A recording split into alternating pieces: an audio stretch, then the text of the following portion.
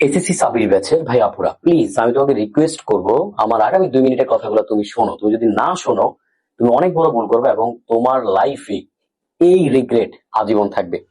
একটা কথা মনে প্রাণে মনে রাখো, কান দিয়ে শোনো, যে consistency is the father of success. তুমি আরামদায়ক বিছানায় শুয়ে কোনোদিন শাইন করতে পারবে না। দেখো, তোমার পরীক্ষা পিছিয়ে গেছে, পরীক্ষা জুলাই মাসে হবে। সো অনেকে এখন যে কাজটা করবা সেটা হচ্ছে কি, তুমি খুব রিল্যাক্সিং হয়ে যাবে, দেখবা তোমার শরীরটা ছেড়ে দিবে, তোমার পড়তে আর মন চাইবে না। তোমার কাছে মনে হবে আচ্ছা অনেক টাইম তো আছে, but actually this is the black hole.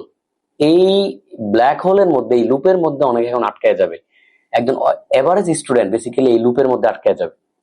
So তুমি যদি তোমার প্রিপারেশনটাকে এভারেজ থেকে টপ লেভেলে নিয়ে যেতে চাও, তাহলে তোমাকে আমার এই 3টা সিক্রেট স্ট্র্যাটেজি তোমাকে মেনে চলতে হবে।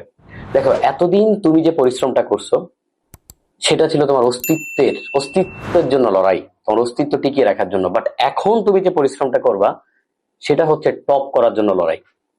So it's up to you. তুমি টপ করার জন্য পরিশ্রম করবা, নাকি জাস্ট নাম মাত্র এসএসসি তে ভালো করার জন্য, মা বাপকে সান্ত্বনা দেওয়ার জন্য তুমি পরিশ্রম করবা? আগামী 6 মাস পরে তুমি সরকারি মেডিকেল বা বুয়েট সরকারি ভার্সিটিতে থাকবা, নাকি তুমি একটা প্রাইভেট বেনামি অনেক টাকা খরচ করা একটা প্রাইভেট ভার্সিটিতে বা প্রাইভেট মেডিকেলে তুমি পড়তে যাবা? It's up to you. So আমি তোমাকে 3টা স্ট্র্যাটেজি বলে দিব। এই 3টা স্ট্র্যাটেজি তুমি যদি মানো, ইনশাল্লাহ তোমার আগামী 6 মাস পরে তোমার একটা সুন্দর রেজাল্ট হবে, তোমার জীবনটা সুন্দর হবে। 1 নম্বর যেটা করতে হবে সেটা হচ্ছে execute the undone project.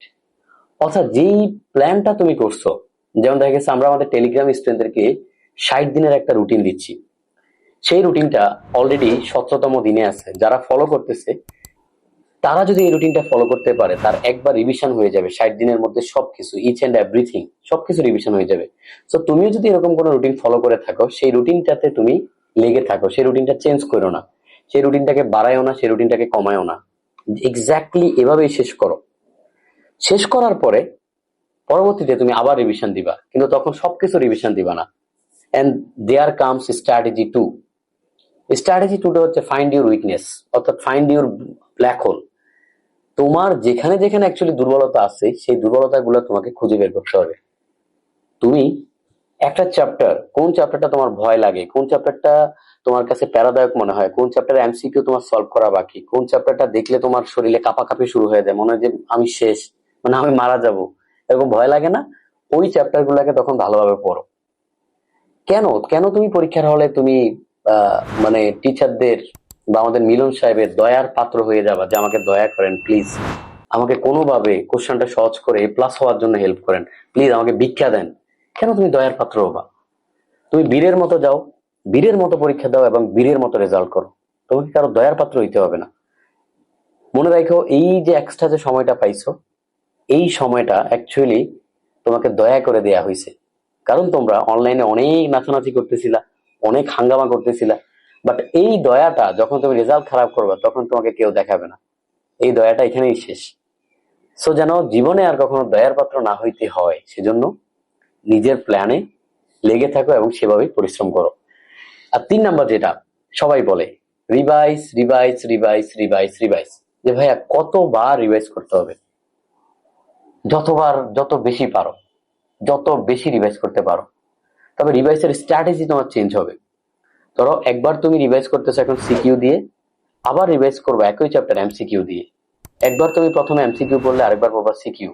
রিভাইজের strategy change হবে। যদি রিভাইজ অ্যাকচুয়ালি কিভাবে করা উচিত সেই স্ট্র্যাটেজি জানতে চাও, কমেন্ট সেকশনে তুমি রিভাইজ লেখো, তাহলে আমি সেই টপিকের উপর নেক্সট ভিডিও করব। একটা কথা মনে প্রাণে মনে রাখো, কান দিয়ে শোনো, যে consistency is the father of success. তুমি আরামদায়ক বিছানায় শুয়ে কোনোদিন শাইন করতে পারবা না, কোনোদিন ইতিহাস গড়তে পারবা না। একটা লোহা যতক্ষণ না তাকে আগুনে পোড়ানো হয় ততক্ষণ তলোয়ার হয় না। সেই তলোয়ার দিয়ে বীর কিন্তু যুদ্ধ করে। সো তুমি নিজেকে যতক্ষণ না পোড়াবা ততক্ষণ তুমি সেই তলোয়ার হবা না। আর যদি তলোয়ার না হইতে পারো, তাহলে তুমি কিন্তু যুদ্ধেও কিন্তু টিকে থাকতে পারবা না। সো মনে রাখো, ইতিহাস তারাই গড়ে যারা কন্টিনিউয়াসলি পরিশ্রম করে। আর যারা ভাবে যে সফলতা একটা শর্টকাট, যে অল্প কয়েকদিন পরিশ্রম করলেই বেশি ফলাফল, তারা কখনোই আসলে সফল হয় না। হয়তো সাময়িক সফল হইতে পারে, but in the long run তারা আসলে খুব ভালো কিছু করতে পারে না। প্রতিদিন ঘুমানোর আগে নিজেকে আয়নার সামনে দাঁড়ায় কোশ্চেন করবে, আমি আজকে আমার আজকের দিনে পরিশ্রমের জন্য আমি কি স্যাটিসফাইড, নাকি আমার গিলটি ফিল হচ্ছে। যদি গিলটি ফিল হয়, নিজেকে পানিশ করো, নিজেকে পানিশ করো, কম ঘুমাও, বেশি পরিশ্রম করো। দেখো, এক বেলা না খেলে কিচ্ছু হবে না, মানে এক ঈদে জামা কাপড় না কিনলে কিচ্ছু হবে না। একদিন যদি তুমি না পড়ো, মনে রাখো তোমার অনেক কিছু হয়ে যাবে। সো এত বেশি পরিশ্রম করো, এত বেশি পরিশ্রম করো, এত বেশি পরিশ্রম করো, যেন গোটা দুনিয়া যদি তোমার এগেনস্টে চলে যায়, তোমার বিরুদ্ধে চলে যায়, তোমার মা বাবা তোমার বিরুদ্ধে চলে যায়, তুমি আয়নার সামনে দাঁড়ায় গার পাক দিয়ে নিজেকে নিজে বলতে পারো যে আই ট্রাইড মাই বেস্ট, আমি আমার পরিশ্রম করছি। এই দুনিয়া জানুক না জানুক, এই গোটা দুনিয়া আমার এগেনস্টে, কিন্তু আমি আমার পরিশ্রম করছি, আমি আমার চেষ্টা করছি। কেউ দেখে নাই, আমি দেখছি। আমি আমার পরিশ্রম করছি, আমার নিজের প্রতি কোনো রেগ্রেট নাই, নিজের প্রতি কোনো আফসোস যদি তোমার না থাকে, তুমি যদি সফল নাও হও, তুমি তোমার নিজের কাছে হিরো।